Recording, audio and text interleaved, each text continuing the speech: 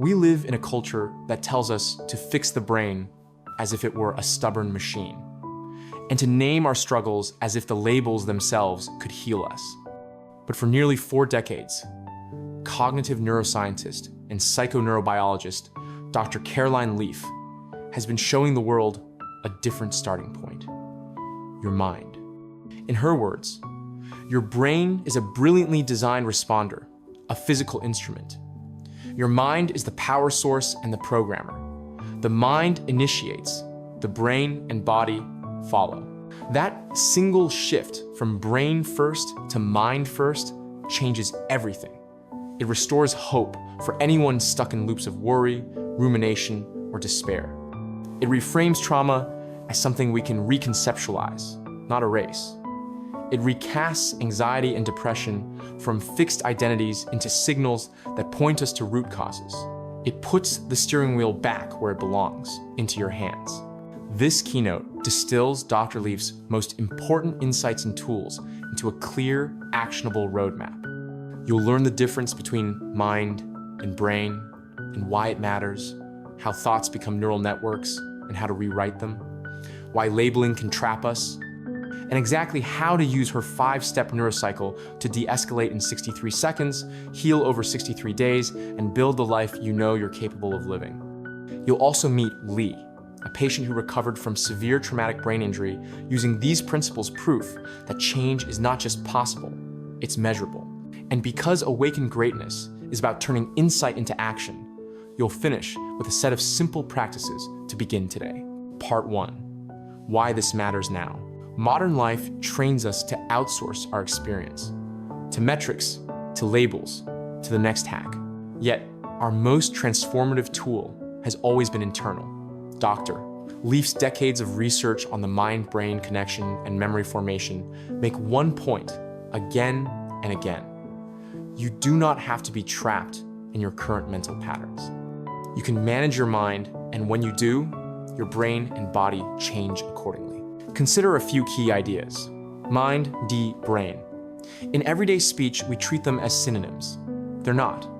The mind is your non-material, energetic, directive force, your capacity to think, feel, and choose. The brain is your responsive organ. Your mind tells your brain what to wire, your body what to release, your physiology how to adapt. Your mind is active 24/7. Doctor. Leaf describes a non-conscious, she often writes nonscious, activity that processes experience at breathtaking speeds, and a conscious activity that works in short bursts, roughly 10 seconds, which is why micro-practices can shift state so quickly. Thoughts become structures. Every moment, incoming information, sound waves, photons, gravitational and electromagnetic signals is processed by your mind into thought clouds. Your brain then encodes a copy as electrochemical genetic networks, living trees of memory. Your body mirrors this with miniature versions at the cellular level. Neuroplasticity works both ways. We can wire resilience, hope, and focus, or we can wire dread, hypervigilance, and self-attack. Either way, repeated attention and affect builds networks. Symptoms are signals, not identities. Words like anxiety, depression, or PTSD are warning signals, ways you're showing up after adverse experiences. They are not who you are. They point to a because of that can be surfaced, processed, and reconceptualized. This is not wishful thinking. In Dr. Leaf's clinical trials, structured mind management, produced dramatic changes in mental health markers in just 21 days, then stabilized into automatic habits by day 63 with continued practice. Translation, you can feel different because you can wire different. Part 2, mind versus brain. So clear, you'll feel it in your toes. Let's make this tangible. Picture your brain as a high-end smartphone, silicon circuits, sensors. On its own, it just sits there. What brings it alive? Energy and programming. That's your mind. Now do this quick experiment. Wiggle your toes. Notice that strange immediacy an instruction appears and your body moves without a committee meeting. That's your mind, your non-material, directing presence pervading your whole body, not just upstairs. When you attend to your toes, you feel mind in motion. This is why Dr. Leaf says, the brain doesn't produce the mind. The brain does what the mind tells it to do. In death, when the animating force ceases, the body and brain disintegrate. What's the difference between the living and the lifeless? The presence or absence of that directing, energizing mind. Scientifically, as someone speaks to you, their words ride on waves of energy that your mind organizes into meaning. Thought clouds, copies into brain networks, electrochemical and genetic, and mirrors through the body. In real time, your perceptions and choices sculpt your neural landscape. What you repeatedly attend to and emotionally charge becomes easier to think tomorrow. This is how we unintentionally wire in loops like I'm not safe, I always mess up, or I'm stuck. And this is exactly how we can rewire out of them. Part 3, the trap of negative loops and how labels lock them in.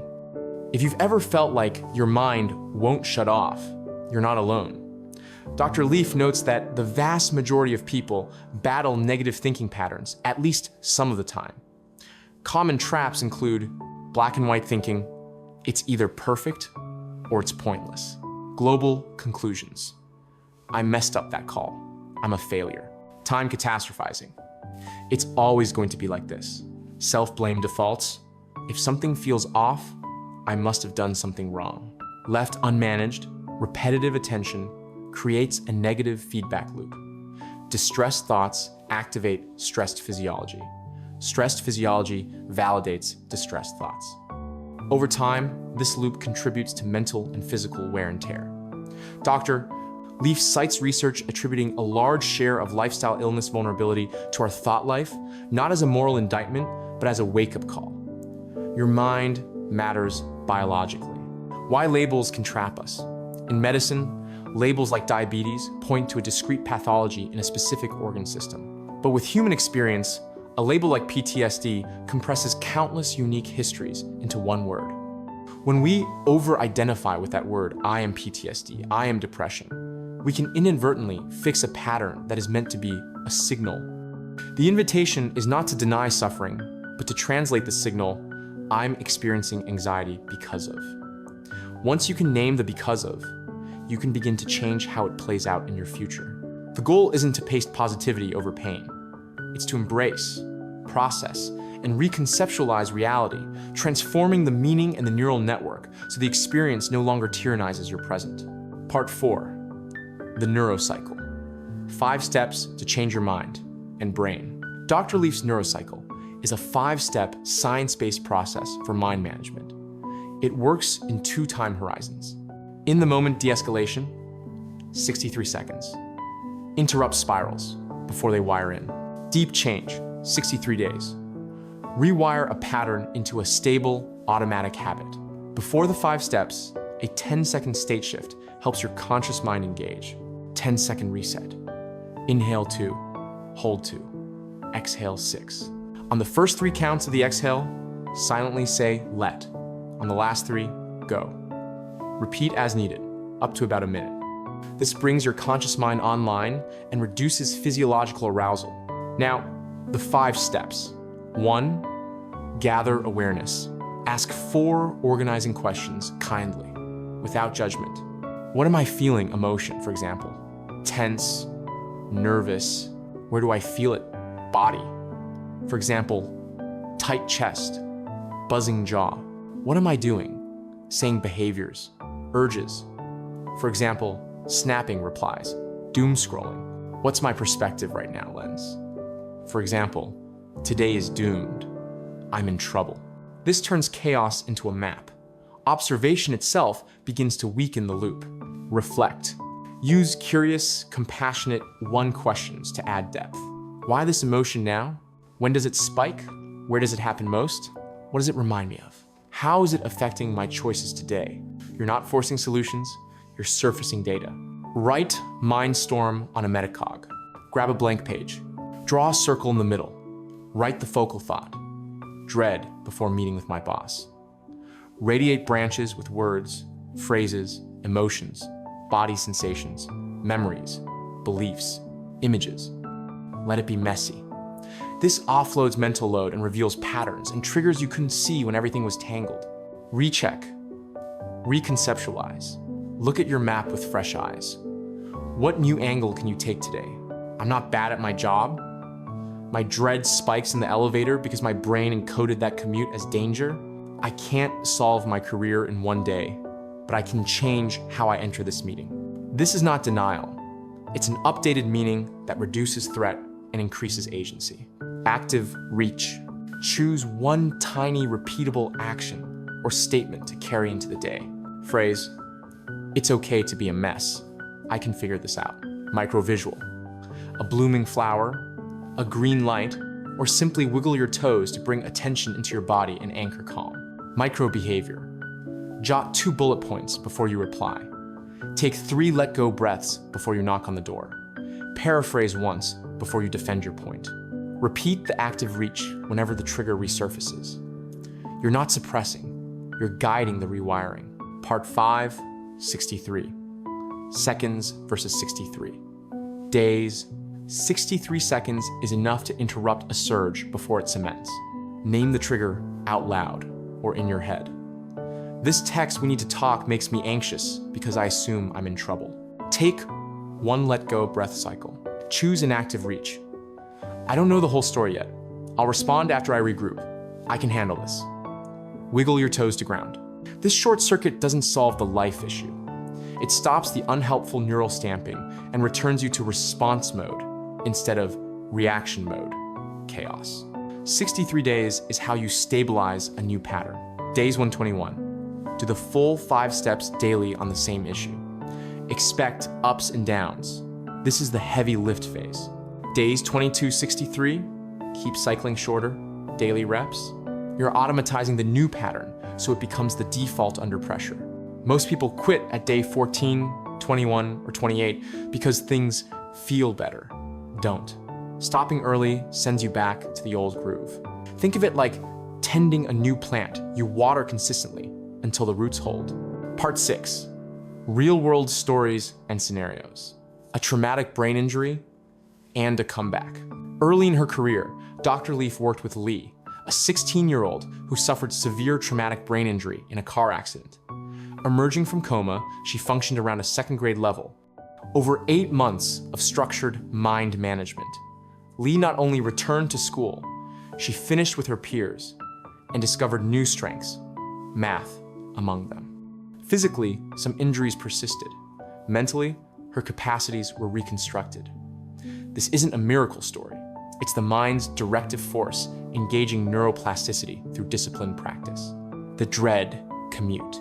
If the word elevator makes your stomach drop because it's wired to a season of misery, try this 63-day plan. Day 1, gather awareness. I feel dread, chest tight. I want to call in sick. My perspective, today is doomed. Reflect. Dread spikes between the lobby and floor 17. The sensory path is wired as danger. Is Reasing good dough, right? Metacog, the commute sites, high street, security desk, sounds, bodily sensations, thoughts I'm trapped. It's not work itself, it's a conditioned path. I can soften this circuit. Active reach. Before the elevator, breathe let go once. Wiggle toes, think new day, new data. I can handle 1 conversation. Days 221. Repeat. Adding small upgrades music for the walk, 1 supportive text scheduled to yourself, arriving 5 minutes early to avoid the rush. Days 22-63. Short daily reps cement the new association. Neutral, safe, capable, in place of doom trap helpless. The text that triggers, we need to talk. Your brain reads threat, your body floods. 63 seconds, name it. This text makes me anxious because I assume I did something wrong. Let go breath, active reach. I'll review the facts in 20 minutes. I can handle this. Later that day, explore the because of. Where did I must have done something wrong originate? How is it reinforced? Reconceptualize. Uncertainty, Lee, danger. I can ask clarifying questions and respond thoughtfully. Intrusive thoughts at 2 a.m. Don't wrestle the thought dragon. Organize it. Gather awareness, fear, racing heart, urge to check email. Perspective, everything's on fire. Reflect softly. What exactly is on fire? What would be different at 9 a.m.? Write brief bedside metacog. 3 branches max. Recheck. Night amplifies noise. The actionable item is 1 email draft tomorrow. Active reach. It's okay to be a mess at 2 a.m. I can figure this out in the morning. Let go breath. Wiggle toes. Back to sleep. When labels help and when they don't, clarity's helpful, identity fusion is not. Try, I'm experiencing depressive signals, because rather than I am depression, that small linguistic shift keeps you curious and mobile. The signal becomes a teacher, not a tyrant. Part 7. What changes when you lead with mind? A few truths to carry forward. You can't change your story, but you can change what it looks like inside you and how it plays out next. You can't control events, but you can cultivate your response. That cultivation is not a slogan, it's a daily practice. Mind management is health management. Your thought life shapes your neural, hormonal, and immune landscapes. It's okay to be a mess.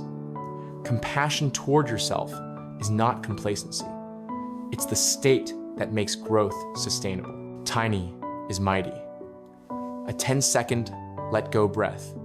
A single, I can figure this out. A toe wiggle in the heat of the moment. These micro acts redirect neuroplasticity. If you remember nothing else, remember this. The brain does nothing on its own. It beautifully and faithfully enacts what the mind directs. When you gather awareness, reflect, write, recheck, and active reach, you are telling your brain and body what to wire next. Do it for 63 seconds to stop a spiral. Do it for 63 days to build a new default. This is not about pretending pain away. It's about facing reality with tools that work, embracing, processing, and reconceptualizing until the past no longer hijacks the present. It is about learning to partner with the most powerful technology you will ever own, your mind. Your 7-day starter plan. Use this now, daily, 2 5 minutes each. Morning. 1 let go breath cycle. Set a single active reach intention for the day. Midday, 63-second mini neurocycle on whatever is loudest right then. Evening, 3-minute write recheck. A tiny metacog of the day's loudest loop, 1 revised meaning, 1 sentence. Active reach for tomorrow. Weekly focus, pick 1 theme. For example, elevator dread, I'm always wrong, Sunday night anxiety. Run the full neurocycle on that theme daily. Repeat the same theme for 21 days. Then stabilize through day 63. Signals to celebrate. You pause before replying. Your body settles faster. The old thought shows up, but you don't fuse with it. That's success. That's rewiring. Awaken your greatness. You are not a passive passenger in your own biology. You are the driver. Your mind is not a mystery reserved for the gifted. It is a skill you can train. When you do, your brain listens, your body follows, and your future opens. Start today. Take 1 breath. Name 1 feeling. Ask 1 curious question. Draw 1 messy metacog. Choose 1 active reach. Repeat tomorrow and the next day. In 63 days, you will not only feel different, you will be different because you will be wired differently. Subscribe to Awaken Greatness for more inspiring lessons and comment below to share your thoughts.